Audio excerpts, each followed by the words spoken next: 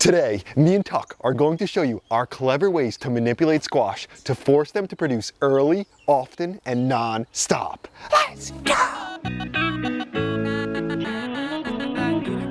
My first clever method for growing squash is to grow it vertically. What I did was I made a stake out of a piece of ripped down 2x6 and knocked that into the ground. Then I pulled back the wood chip mulch that I had down where I was going to plant the squash until I got down to the soil level.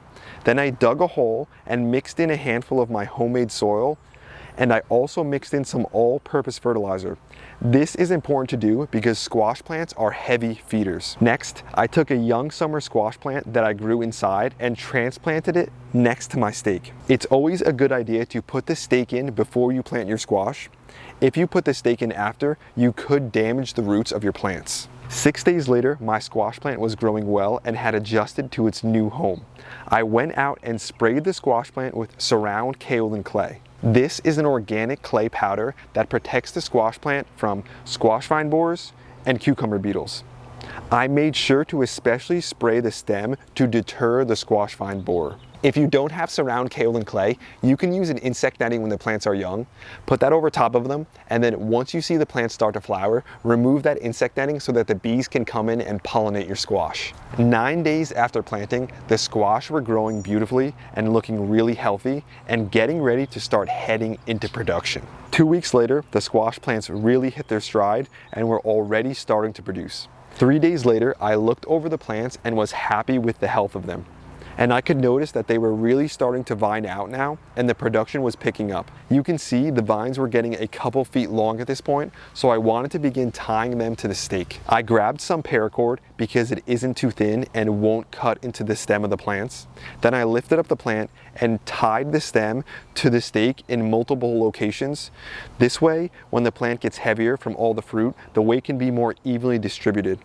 The plant looked really nice growing up the stake. I also had another squash plant growing, a zucchini, that was vining and getting much longer as well. So I did the same thing with this plant. I lifted the vine and tied it to the stake with paracord in a few different locations to help support the weight of the future fruit. Today, the vines look great. Look how much fruit is on this plant. And then as we move over to the zucchini, it's got some fresh zucchini ready to be picked right here. And then there's more zucchini as we trail up. Super happy about that. Growing vertically brings some great advantages. One of them is that when you grow like this, you're saving space. If we allow this plant to just sprawl along the ground, it's going to take up a lot bigger of an area than if we just grow it vertically like this. Also, by growing vertically, this plant will get better airflow. Better airflow will lead to less disease issues, which is super important, especially fungal issues. Another thing is when we grow vertically like this plant is going to get better light penetration and the leaves will dry out quicker. That will lead to less fungal issues also. And then one of the great things of growing like this is it makes harvesting so much easier. We could just come in, cut this fruit out, grab it, harvest it just like that, as opposed to if this was sprawling along the ground, we'd have to be like moving the leaves out of the way, looking if the fruit is ripe. So when it's like this, it's so much easier to grab those fresh harvests. One thing to note is that if you're going to grow squash vertically, this is only for vining varieties. This is not for bush varieties of squash. So you see right here, this is a vining variety. It starts down there, it trails all the way up. So we don't want to grow our bush varieties vertically like this. There are a few additional things that I do to force my squash plants to continually produce up until the frost. Let's get into some of those. One thing I'll do to ensure myself big, consistent harvests is I'll come out and hand pollinate my squash when necessary. The way we do that is first we find a male flower, like this one right here. This is the male flower. It's got the stem on it, and then there's no fruit at the base. So what I'll do is first I'll get some pollen from this. We can either use a Q-tip to go in, and let me just peel back the petals in this flower to show you. So I'll peel back the petals like this.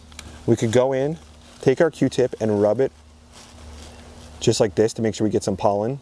Then we'll move over to the female flower. And the female flowers are really easy to notice because they'll have the fruit at the base right here.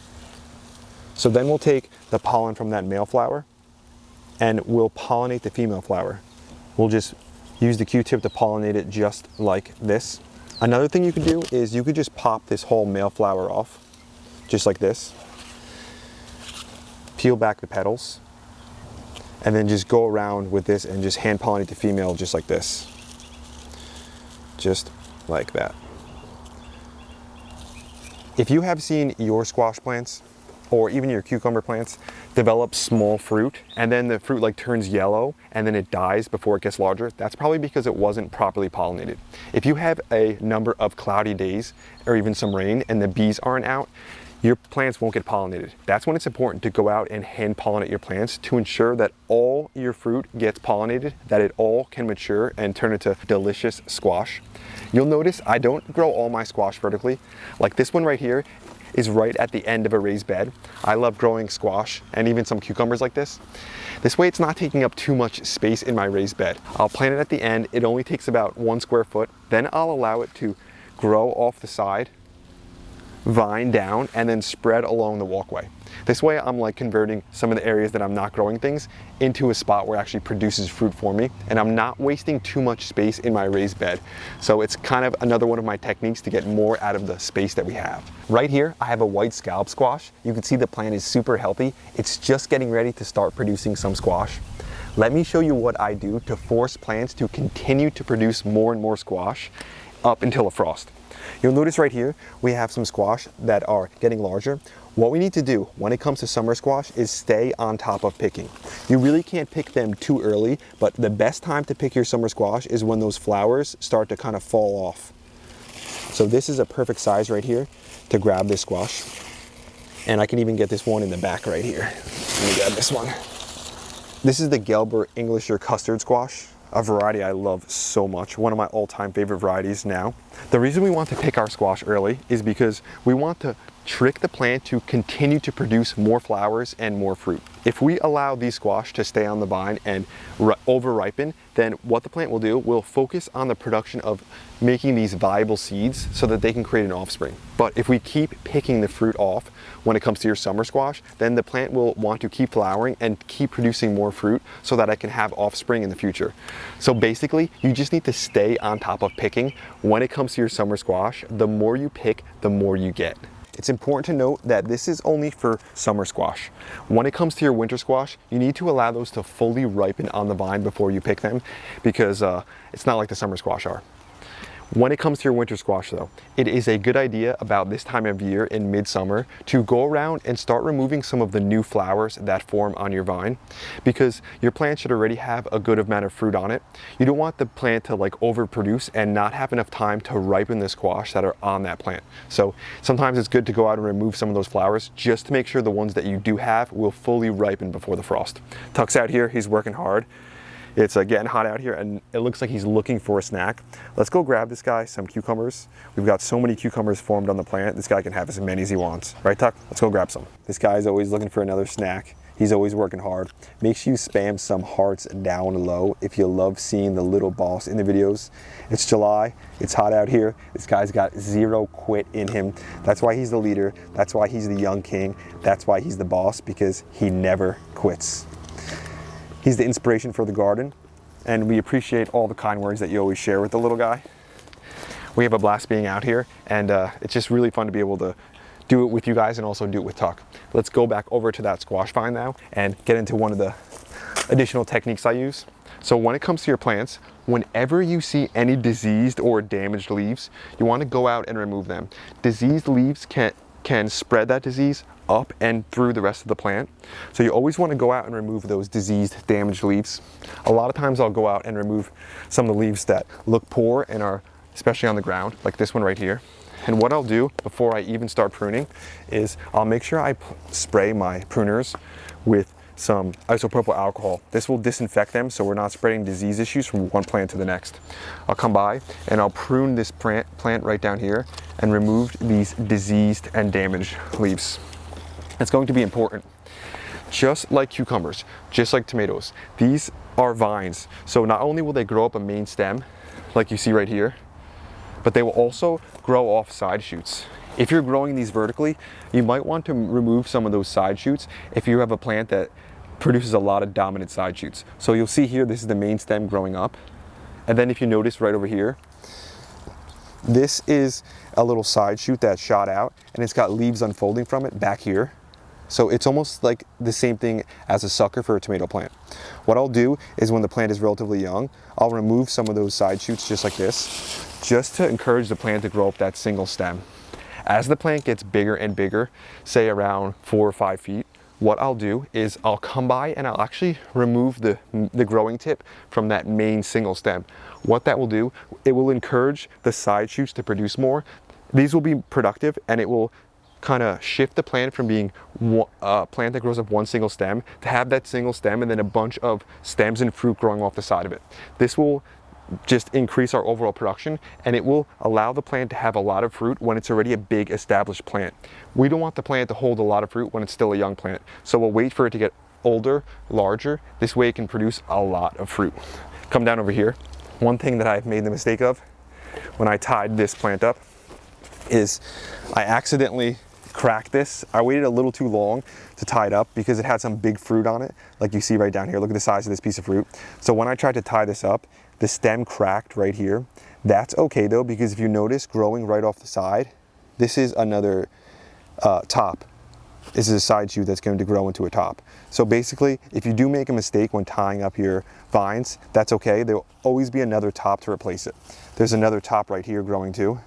Just like your tomatoes, just like your cucumbers, it grows right in the crotch between the stem and some of your main leaves or your fruit.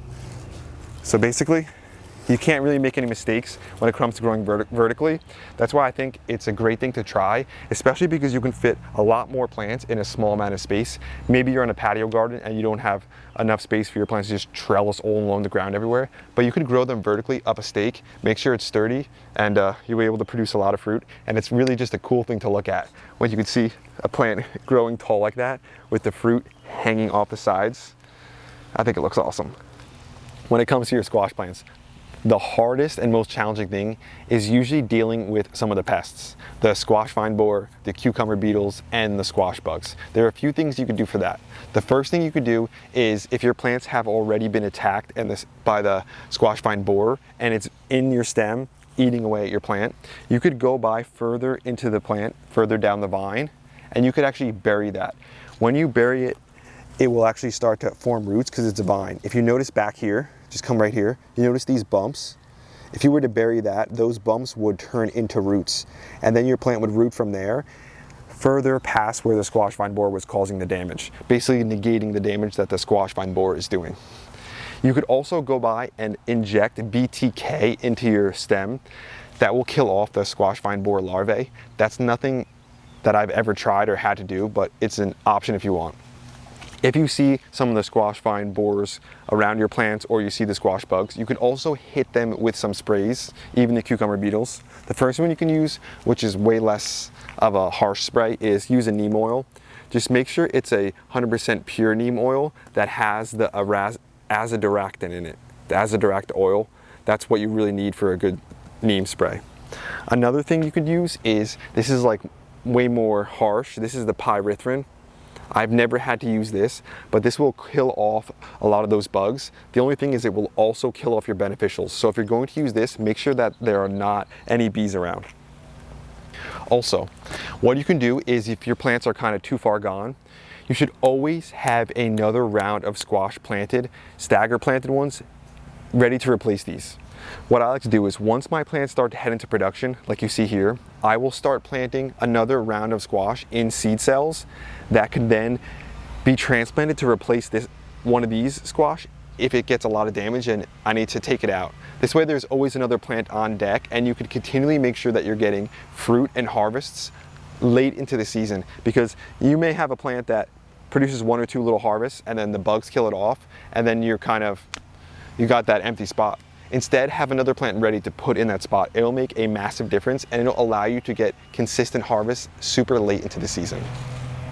When it comes down to it, use some of these techniques, some of these tricks, in order to manipulate your squash plants to produce early, to produce often, and to produce non-stop. And you'll be so happy, because you'll be overloaded with squash. You'll be going to neighbors, sharing squash with them, and you'll have so much you won't even know what to do with it. And that's a really good feeling. That's today's video, growers. Thanks for watching. We hope you enjoyed it. We hope you got something out of it. Me and Tuck had a blast out here. It's getting to the hot part of the year, but we have a relatively cool day. Tuck's still out here. He doesn't quit. He's having fun even though it's hot, and he just won't go inside. I almost need to lock this guy inside sometimes because he always wants to come out here. He always wants to be working. He always wants to be part of the garden and grab some of the snacks because he's as much of a part of the garden as any of the plants are. And we feel like that with ourselves too. We're a part of the whole system, and it's really fun being a part of an ecosystem like this. Me and Tuck wanted to send a thank you to one of our new channel members, Frank Thorny. Thanks for being a part of Team Grow. Thanks for having your hand in everything we're doing out here.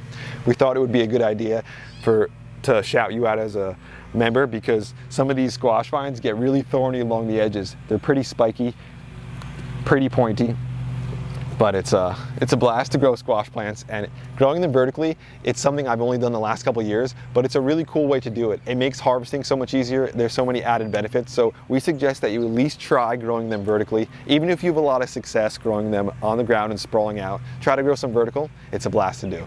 Tuck and James will be back again real soon. We